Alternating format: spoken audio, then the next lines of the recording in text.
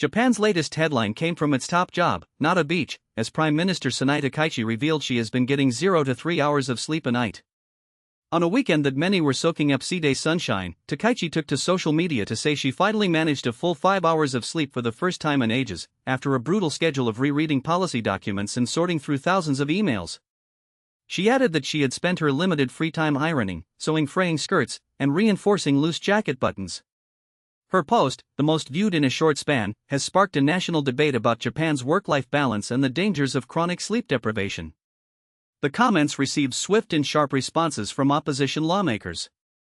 Toru Kunishige warned that a prolonged lack of sleep can impair judgment like intoxication, posing a risk for national crisis management.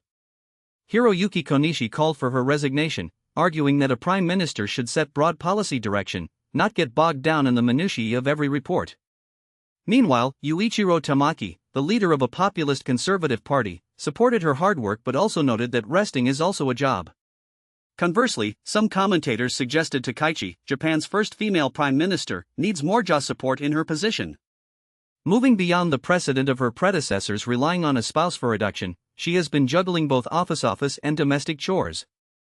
Yoko Iwama, a professor at the National Graduate Institute for Policy Studies, wrote in Nikkei about establishing a support system that would allow a Japanese prime minister to focus entirely on cabinet duties, thereby aiding the advancement of women in society. In the same post, Takaichi detailed her exhausting pace.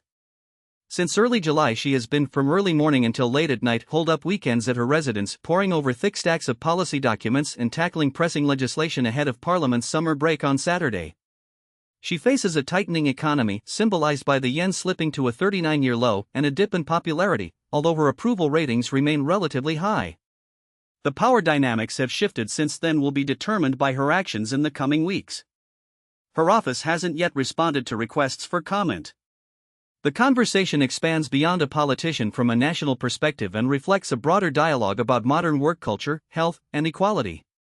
This sweeping debate underscores how a leader's personal lifestyle choices can reverberate across a society. In all, it is a reminder that the stresses of high office, while unique, are also shared, and must be addressed with empathy and systems that facilitate balance. Thank you for listening to this recap. Keep following for more updates. Until next time, stay informed and take care of yourself.